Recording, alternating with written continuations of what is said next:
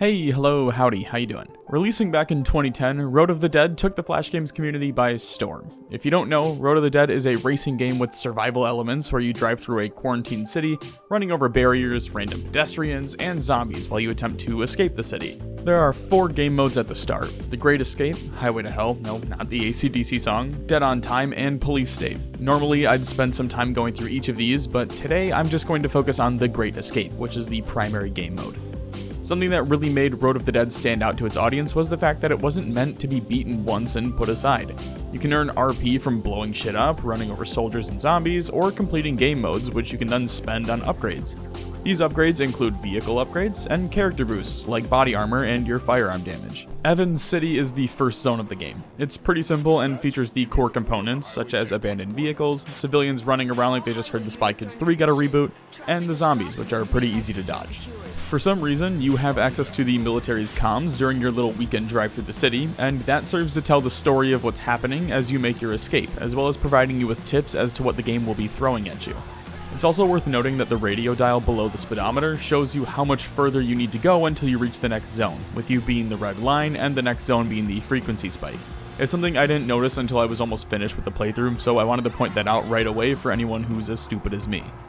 Evans City was a breeze, but as soon as I hit Monroeville, shit hit the fan, or rather, the bumper. Starting with no upgrades makes the game nearly impossible to complete. And I'm sure there's some of you who've been able to pull it off, but I have the driving skills of a 3rd grader on a good day, so it should come as no surprise that I fell apart as soon as people started shooting at me. The target is driving a black sports car with tinted glass. The driver's visual is still unknown. To all checkpoints on Highway 65. We have a moving black sports car. It must be stopped. Stay alert.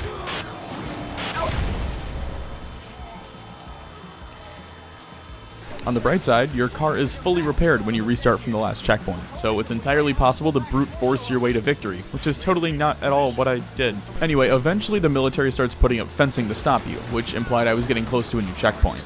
I'm gonna be honest, after realizing you can essentially use the new zones to save scum, that's all I focused on. Just hopping from one zone to the next and then praying I would get a save update before dying and restarting. Red Ridge was really easy. You spend about half the zone listening to dialogue about what's happening to the military and how they're diverting more resources to stop you, which in turn is causing them to lose control of the city. Maintain your position. The next checkpoint will handle it. To all ground troops on Highway 65, you are to intercept and shoot down the target. Over. Outpost 10, I need a sit rep. We're holding. Damn, there's a lot of them. Hold on. There's a lot of them. We're almost surrounded.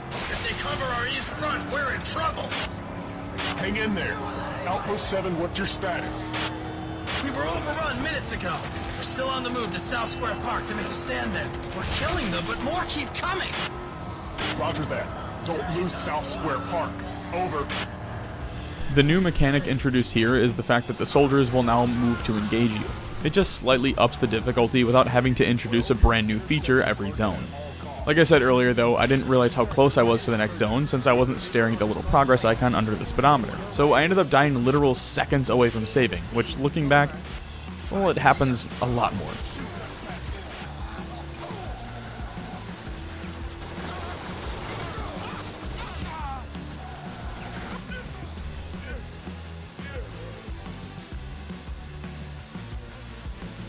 By my 3rd attempt, I'd managed to upgrade my engine, bumper, and purchase the perception trait. The upgrades allow me to take more damage, drive faster, and perception gives me those little icons at the top of the screen, letting me know what's coming before I can see it. With those upgrades, I managed to clear Red Ridge and push into Burgony Street.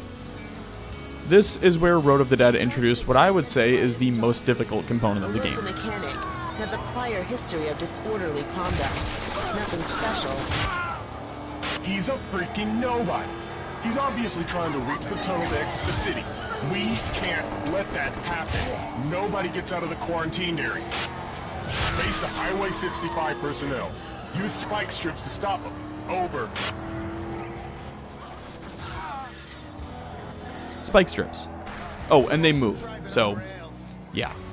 If you don't have your tires upgraded, it shreds them in one hit, making it nearly impossible to drive. Well, that's not true. You can drive if you just take your foot off the gas, but I grew up watching Ricky Bobby go fast, and I'll be damned if I let some stubby little spike strips stop me from going mock Jesus into some pedestrians.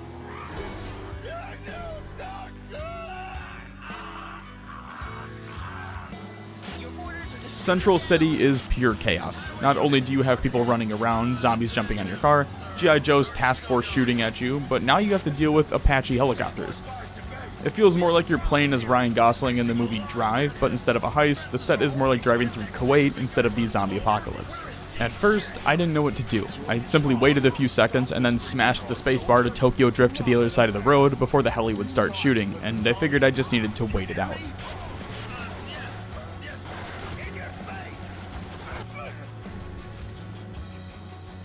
Not let the zombies through. You hear me? The guy runs them over? We're in deep shit. It's your job to stop this freaking car, so...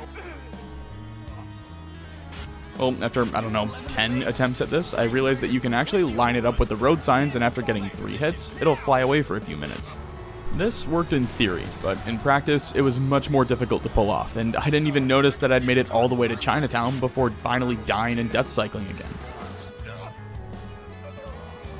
On the bright side, you do get a little buffer in between starts before the helicopter comes back, so you can listen to the story progress a little more. I am taking command of this operation. We're facing an enemy like we've never seen before. But keep your heads cool, and we're gonna get through. Now follow my orders carefully. All ground personnel are to converge to a defensive line along the Ayachi River. Our backs to the water. We'll meet a final stand, one single direction. We also have reports that some zombies have mutated. Be aware they are very strong, should be avoided at all costs. Famous for its hit song, I want to be ninja. Chinatown also features mutating zombies and demolitions experts, which is just nifty. The mutating zombies are a pain in the ass and require you to drift out of the way before they latch on, but they look really cool, so props to the artist. After reaching the end of Chinatown, you get a moment to catch your breath and listen to what the general has planned. Checkpoint 7 to base. We have the highway target approaching. What are your orders? Let him through. Sir? Let him through. I have a surprise for you. Yes, sir. Sir, the target can't see me. I'm about to engage. Roger that. Use the element of surprise. Over. Target is approaching on highway. Intercept and neutralize. Roger that. I'm on fire. That's gotta hurt. Once again, I managed to reach the next checkpoint, Brighton Town, before exploding and starting over. Immediately after spawning in, I was greeted with the good old freedom treatment that the US is so well known for. Head over to Highway 65 for a carpet bombing on the target's location. Roger that. In reality, the carpet bombing runs aren't all that bad. They're super easy to dodge as long as you can keep an eye out. They only really become an issue when the Apache comes back, and you need to dodge both of them while also keeping a lookout for any mutant zombies. In all seriousness, I think the Apaches gave me the most pain. I never paid attention to the full cooldown, but they come back after what felt like every 2 to 3 minutes and took a considerable amount of focus to line them up with the road signs without getting gunned down. And they only get more difficult from here. Round effort to stop John Fraser. Do your best. Sir, yes, sir! This is a matter of national security!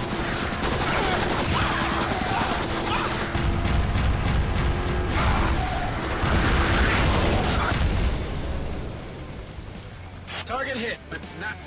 Northside Park was easily the most difficult portion of the game for me, and I'm not even really sure why. Like, there's way more difficult parts ahead, but holy shit, it felt impossible at times. I think the worst part was that I was dying to dumb shit like the explosive experts. It was a literal skill issue holding me back. Well, that and the fact that the helicopters had fucking missiles now.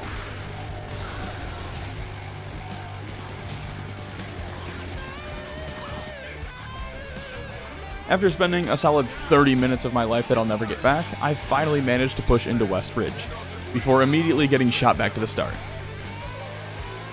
At this point, the military is forming a synchronized retreat, while at the same time remaining hyper-focused on wiping you off the map. Dispatch, send all transport choppers to the Ayachi River bank.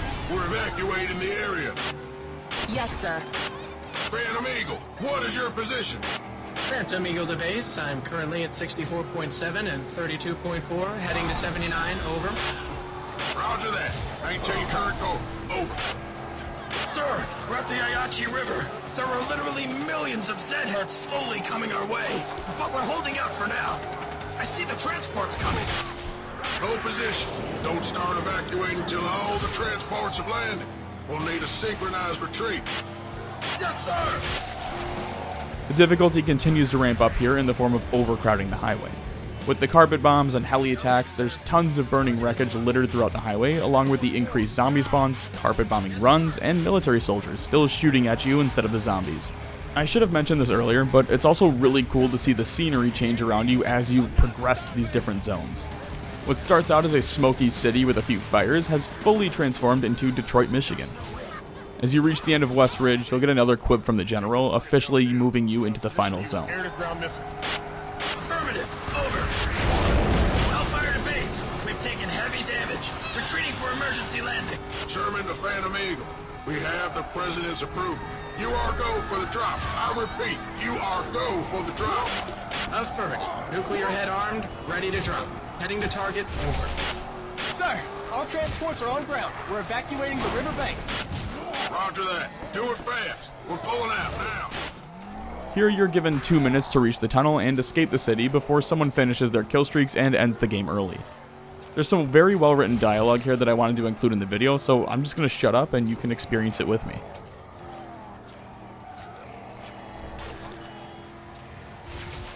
That's what I must expect. Now I'm murder on wheels.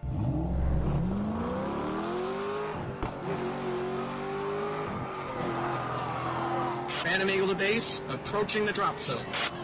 Roger that.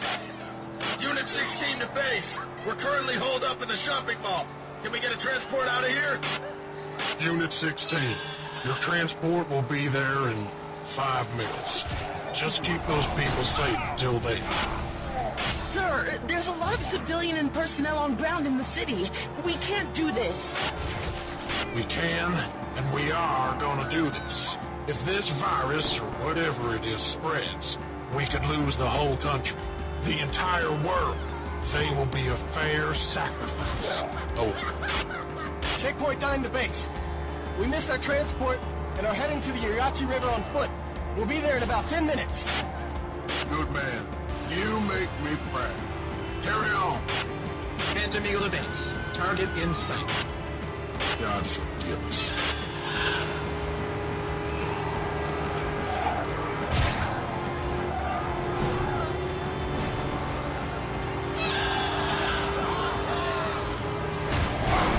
You think you're gonna get me, huh?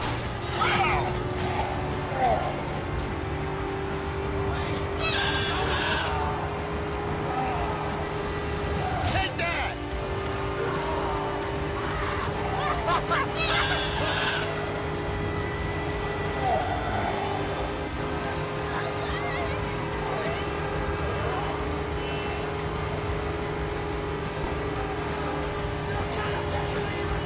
Phantom Eagle to base. The drop is airborne. Detonation in 10, 9, 8, 7, 6, 5, 4, 3, 2, 1.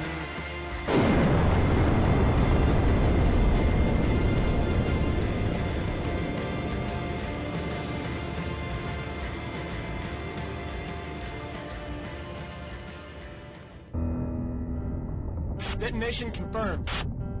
What's the status on the undead activity? Radiations are still too high, sir. Status ETA, 10 seconds. Let's pray to whoever's still up there that we did the right thing. No! Sir, we see a lot of undead movement. Shit! It didn't work! It didn't work! We failed, son. Road of the Dead is an incredibly addicting game to play, and one I highly encourage everyone to try out if you've got an hour or so to kill. It's got some truly beautiful background set pieces, and the zombies look incredible. The story elements that unfold beneath the constant action are fantastic as well, and it's something that I didn't expect to find in a game like this. I'm curious to hear what I missed out on, and if the other game modes are worth checking out, or if the second game lives up to the impressions that the first one left on me. Thank you all so much for watching. These games are always a ton of fun to make videos on, and I love hearing all of your stories from when you first discovered Flash games way back when. As always, I appreciate you all. Stay safe, and thanks for stopping by.